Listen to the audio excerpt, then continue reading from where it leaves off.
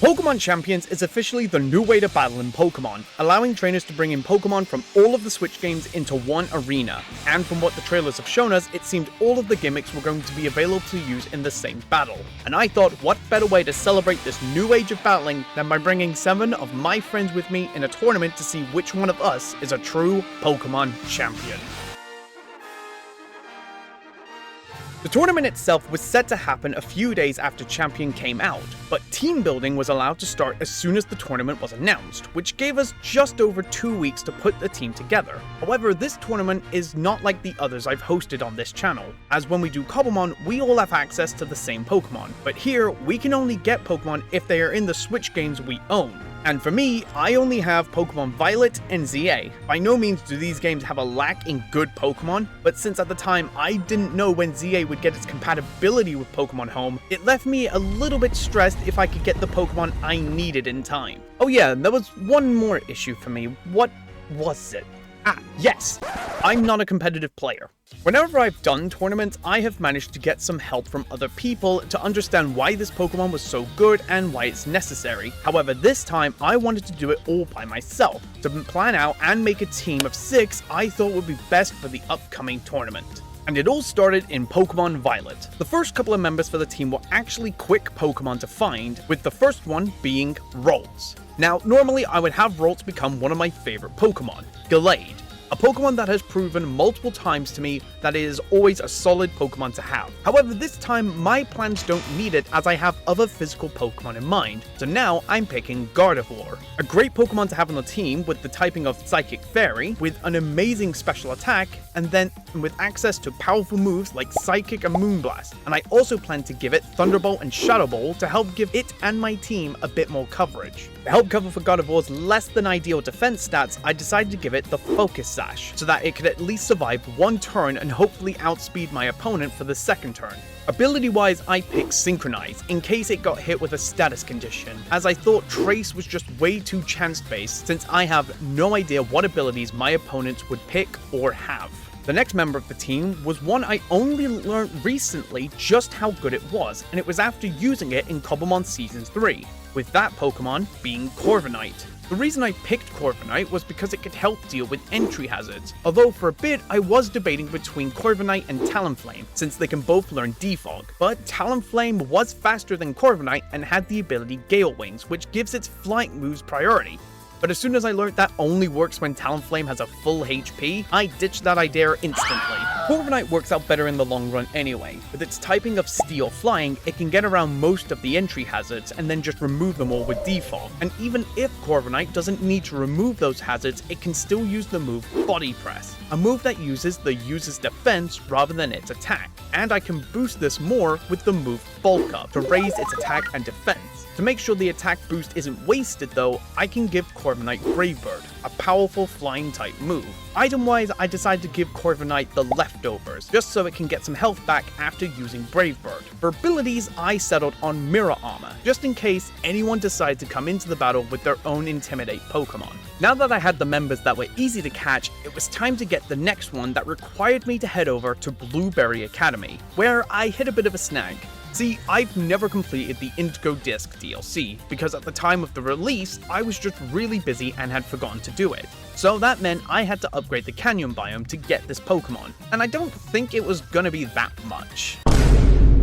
Oh no. Alright, so whilst I'm collecting the points that needed, I'll go over what I'm trying to get. It's a Pokemon that has been used time and time again in recent competitive Pokemon, and has been dubbed the strongest Pokemon ever by the strongest trainer ever, Wolfie VGC. And that Pokemon is Incineroar. This Pokemon was the first I thought of using for this team, since I've seen it be used in a few Wolfie VGC videos. I already knew it was a solid teammate to use, due to its great typing of Fire Dark, its ability to Intimidate, and its incredible stats. Incineroar has a nice selection of moves to use to make the most of all of it as well, with stuff like U-Turn and Parting Shot to help switch out and get more Intimidate opportunities, and then Flare Blitz to give it more pure power. I can also give it moves like Fake Out and Knock Off to help disrupt the opponents. Although Incineroar is incredibly strong, I'll be taking taking a note from Wolfie once again and be focusing on Incineroar's defenses, as I would rather it can survive one turn and get a second attack off, rather than only doing one attack and then fainting. But to help out with the lack of power, I'll be giving Incineroar the Life Orb. With all this in mind, it made the hard work worth it when I finally got all the points I needed so that I could finally get Litten.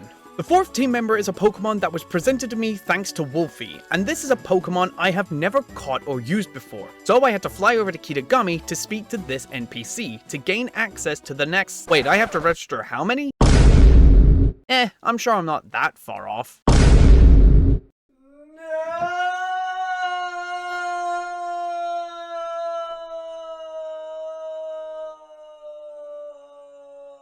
Okay, so whilst I'm filling out the Pokédex, I'll talk about the plan for Blood Moon Ursaluna. Now, I do have some experience with Ursaluna's base form, at least thanks to seeing my friend Genetic use it, a few times. However, Blood Moon is a bit different, with its best stats being in special attack, and that is backed up by one of the most amazing moves called Blood Moon. This is Blood Moon's signature move that is slightly less powerful than Hyper Beam, but allows Blood Moon Ursaluna to attack on the next turn just with a different move. Its ability Mind's Eye is something that could change everything in a battle, with it allowed to hit ghost types with normal and fighting type moves, which yes, just sounds like Scrappy until you hear the rest. Mind's Eye also prevents the Pokemon's accuracy from being lowered and ignores all evasion changes in the opponent. A crazy ability like this for a crazy strong Pokemon, even though this Pokemon was totally new to me, I still felt confident it could come in clutch. It was at this point, however, I was a bit stuck.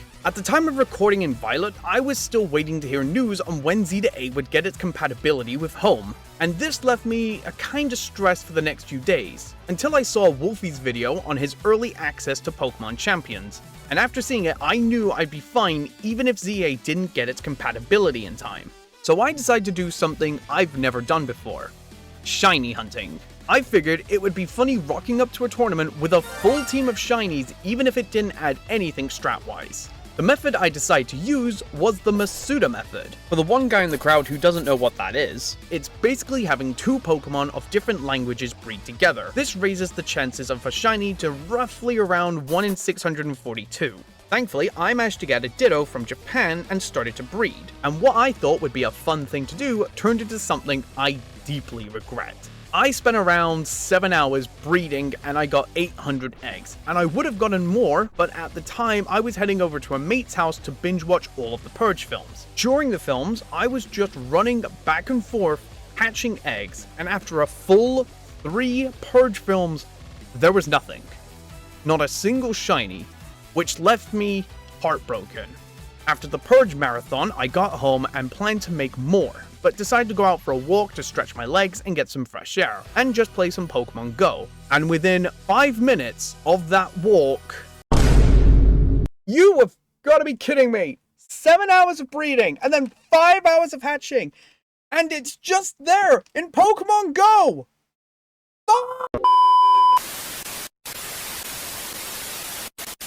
After like a couple days of sulking, Z-A got updated and was now compatible with Home, so I figured it was time to get the rest of the team. Now, for this team, I definitely wanted a Mega, but I was a bit stuck for a while on which Mega to use. I did have some ideas already, with my first being Mega Salamence, since I used this Pokemon all the way back in Season 1 of the Cobblemon tournament. And it was a monster to use when I combined its ability Aerialate, an ability that changes normal type moves into flying, with the move Return, a move that gets stronger the happier the user is. As much as I would love to use this Pokemon again, there was a slight issue.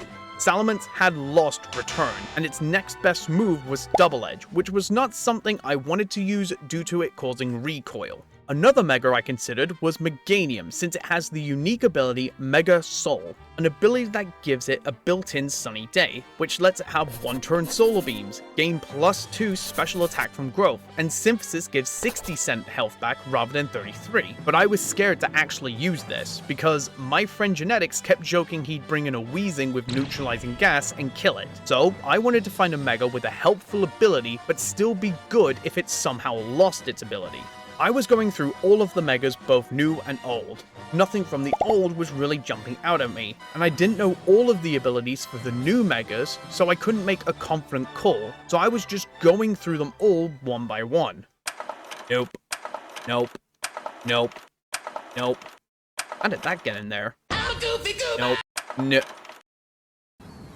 Wait a minute! Okay, so Kangaskhan as a Pokemon never really stood out to me, and was always forgotten, until I remembered its Mega. First came its huge boost to its stats, allowing it to do more and take more damage. And those stats are backed up by one of the strongest abilities I've ever seen, Parental Bond. This ability lets Kangaskhan attack twice, with the second attack doing 50% damage of the first. And that second attack keeps the move's bonus effect, so when using a move like Power Up Punch, I'd actually get a +2 in just one turn, making Kangaskhan a demon to face. With just that alone, this Mega was exactly what I was looking for the team. Now it was time to get the final team member. This Pokemon was something I wanted to have as an opener and to set up stuff like Stealth Rocks, and then help weaken down my opponent for the rest of the team to take on. And that Pokemon was Swampert. I would have gone for Glamora, but it just didn't have the damage output I was looking for, and I didn't want to waste them on just to set up and then be undone by my own Defog or my opponent's Rapid Spin. Plus, Swampert had good stats in both physical and special, so I could have an answer to something that had a certain amount of defense. So I spent some time resetting a portal until I found a Swampert for myself. However, the next day, I was sitting in a call with my friend Genetics, where he was talking about some of the ideas he had for his team, and as I was listening, I started to feel nervous. Genetics and everyone else knew the competitive side really well, and I was just trying to figure it out, and it left me looking at my team, asking if it was enough, and did I feel okay bringing this team into the tournament? And to make it simple, the answer was no. The two main issues were Blood Moon Ursaluna and Swampert. Blood Moon being a rather unique Pokemon and already a major player in the current meta left me uncertain that it would actually be part of Champions on launch, especially if the creators were making it easier for new players to get in the competitive world. So it came down to more, could I actually use it rather than is it good? Swampert on the other hand was more there for Stealth Rock. But then, that was it. Everything else, there was no real plan. It just felt like I had stacked moves on it, just in case, which left me thinking I could do better. I went looking for replacements and wanted to find Pokemon with the same typings as the two I was replacing, so that I could keep the team's type balance. First was Swampert's replacement, where I started to doubt my plan with Stealth Rocks as a whole, since I had Corviknight with Defog that could undo my own hazards, which isn't ideal. So I started to look for a different opener, one who could still help set the pace of the battle and open strong.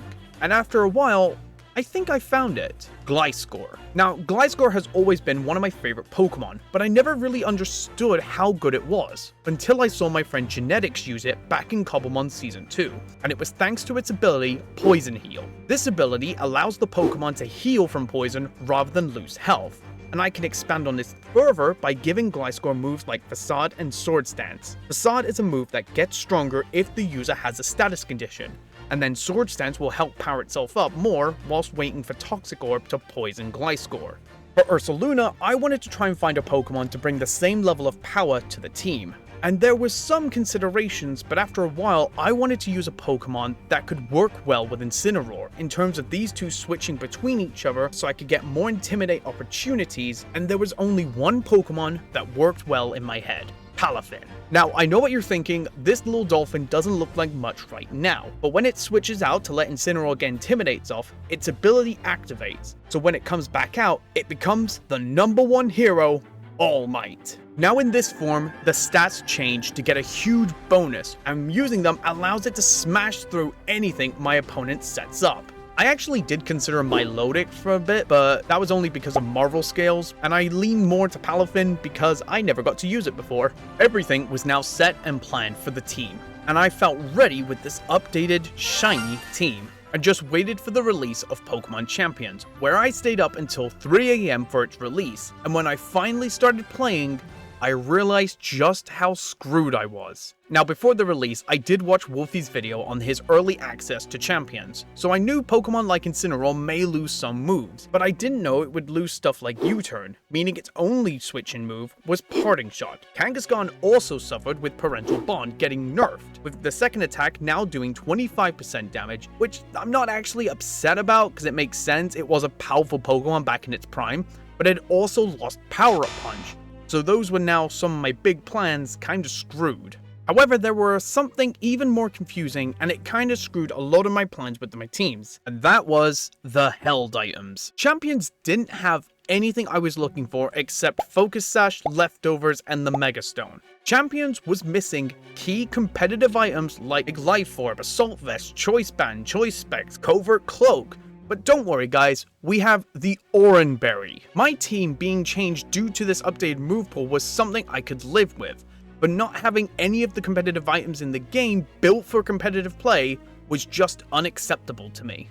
Because of this, I now had to quickly rework the members of my team again, because without Toxicorp, Gliscor's Poison Heal was useless, meaning having Facade on it was pointless. And I couldn't even go back to using Swampert because Swampert wasn't even added to champions. There was no Life Orb for Incineroar, Punching Glove for Palafin, and I'm gonna be honest, this sucked. It sucked so bad, I was questioning if I wanted to redo the whole team, which was an annoying option because I had to do it all in 4 days, and there was no way I was going to do it because I had wasted enough time redoing the team and shiny hunting them, so I didn't want all that work to go for nothing. So I decided to just lock in with the team I had and do my best to rework them again. The final set ended up being Buff the Gliscor, Dexter the Incineroar, Queen the God of War, Darkmite the Palafin, Bird of Steel the Corviknight, and Kangaskhan the Kangaskhan. Look, I forgot to nickname it. But there was still one final issue that changed everything, and that was the battle itself. We had planned for the tournament to be a full 6v6, and we planned it so early so that we could avoid issues like players wanting to spend money in the game, since not everybody had that sort of cash to blow on games, and just so we could all figure out the game together. And plus, we never even considered 6v6 wouldn't be added, especially in private matches. So now I had to figure out the best 3 Pokemon combinations I had on the team. So all I did for the next few days was practice, and the pressure was honestly getting to me. I would go to bed tossing and turning with the horrors I may be facing, knowing that my friends were now changing their teams to fit this format. And within a snap, it was the day of the tournament. As we were getting ready, I was too focused on the battles and forgot to check my Discord on OBS and failed to record half of the matches, so I'm gonna be doing commentary for the battles. The first round had started, and looking at my opponent's team, I instantly knew who I was going to use. I settled on God of War as an opener since it had super effective moves for all but one of my opponent's Pokemon. Then I selected Kangaskhan for some power, and then Gliscor because it had Poison Jab for Floette. A Pokemon I knew was showing up a lot in teams with just how powerful it is. I locked in the team and then suddenly heard from my opponent, oh shit, I misclicked. This one single sentence now filled me with hope that maybe I had a chance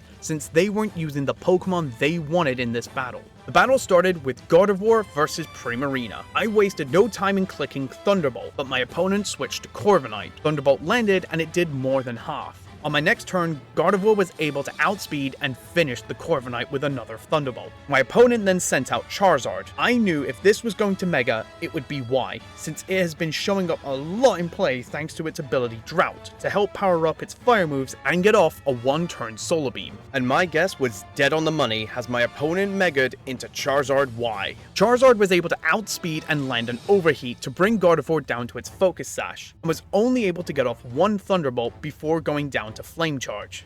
I decided to send in Kangaskhan and Mega'd it right away, so that it could take the next attack of Overheat.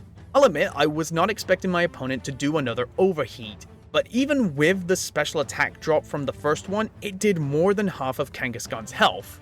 But thankfully, Kangaskhan was landing its Body Slam and finished off Charizard. finally came back out pre-Marina, where Kangaskhan was able to bring it down below half before the Citrus Berry saved it. Pre-Marina hit it with a Moonblast, bringing Kangaskhan to 5 HP. It was at this point I thought I had match, until it suddenly hit me that pre-Marina had Aqua Jet, which took out Kangaskhan. All that was left was Gliscor. Both of us were now down to our final Pokemon, and all I could do was hold my breath and click Poison Jab. Oh, GG. GG, mate. I was honestly over the moon with winning this, because I didn't think I'd actually do it. But now, with that win, came more nerves, as the thought of, could I actually win this, started to flood in. I was now in the top 4 competitors, and all I had to do was not screw up. For the semi-finals, I continued with Gardevoir and Kangaskhan, but this time put Incineroar in instead, as I saw a few physical Pokemon I could weaken with Intimidate. The battle started with Gardevoir and Sneasler, which didn't last long as Gardevoir was able to outspeed an Oko with a Psychic. My opponent started to think I had a Choice Scarfed Gardevoir for speed, and I chose not to confirm or deny this. So they sent in Dragonite, probably thinking they were safe from Fairy-type moves, but then Gardevoir was able to outspeed and hit it with Moonblast, doing more than half of its health. But Dragonite had now set up a Dragon Dance. The next turn, with its speed and attack up, Dragonite was the first to hit with Earthquake, leading Gardevoir on 4 HP, but it let Gardevoir finish off Dragonite with one last Moonblast. Finally came out Basculegion. I knew this Pokemon would outspeed Gardevoir, so I just let it go down with a Wave Crash and then sent an Incineroar, where all my nerves finally got me, and sent me into a tunnel vision. I had fully forgotten that I had built my Incineroar to be tanky, and was just thinking of how it was weak to water, and also forgetting that Basculegion was weak to dark types, so all I had to do was click Darkest Lariat. But I didn't. I clicked Parting Shot to lower Basculegion's attack, but when Incineroar lived a Wave Crash, I realized what I could have done. But I couldn't think about that, as my only hope was now in Kangaskhan. But it seems I was fully out of luck, as the next Wave Crash was a crit, Okoing Kangaskhan, leaving me with a low HP, slower Incineroar. The battle was now over. This was heartbreaking to me, as the win was in sight, but I let my nerves get the better of me. But I had to beat myself up later, as I still had to battle for 3rd place. My opponent, though, was nowhere to be found. We decided to wait until all the other battles were done, but they never showed, and with it, I had earned the right to battle to keep 3rd place by battling the winner of the losers bracket, my best friend, Cameron. Through the time for preparing to champions, Cameron had let me practice with his team and go over it with him, and he knew mine, so now it was all down to me and him. We opened with Empoleon and Gardevoir. I knew Cameron had Empoleon to counter Gardevoir since I had been using it in our test matches, and I think he was planning to hit it with a Steel-type move, so I knew I just had to press Thunderbolt and pray for good damage, which I did, but also got the 10% Para chance, which led to a Para, and Cameron was not happy about this. Oh no. Don't do this to me. Genuinely don't do this It's a 12 point... Oh my... 12.5! This allowed me to get another turn to take out Empoleon and keep Focus Sash on Gardevoir. Cameron was convinced he had now lost at this point, but I still kept my guard up for the sake of Cameron pulling a shenanigan on me. His next Pokemon was Greninja, where I had to think very carefully about what Cameron would do. I knew Greninja had Protean, which is an ability which lets the user change its typing depending on the move it's using. I also knew it had Sludge Wave, a super effective poison type move. However, Cameron knew Gardevoir had a Focus Sash, and with not being able to KO it, it would leave Greninja open to a Psychic. But I had figured Cameron knew that already and would do something to survive the Psychic, and would make it a Dark type with Dark Pulse to still get super effective damage. And I knew that Greninja had Dark Pulse because I was the one who recommended it to Cameron. So I put all my money on Moonblast, and I knew I had it the second Cameron asked me this. Did you click Moonblast? Oh, I totally clicked Moonblast. You! I clicked Moonblast. I was trying to predict a Psychic there. No, I thought about it, I was like, I know he runs Dark Pulse because we talked about this earlier, Cameron with his final Pokemon Garchomp finished off Gardevoir with an Iron Head, but then I sent in Gliscor to use an Ice Fang, and it was all over. I had achieved 3rd place in the Pokemon Champions tournament. I honestly didn't think I'd get this far or do so well, and to think I could have done better if I just didn't let my nerves get the better of me. However, I'm still really proud of myself for doing so well, despite all the stuff that made me change my team like how many times. And at the end, I still think I built a really great team. It's a shame we never got to use all 6 in a full battle, but we've already got plans for that.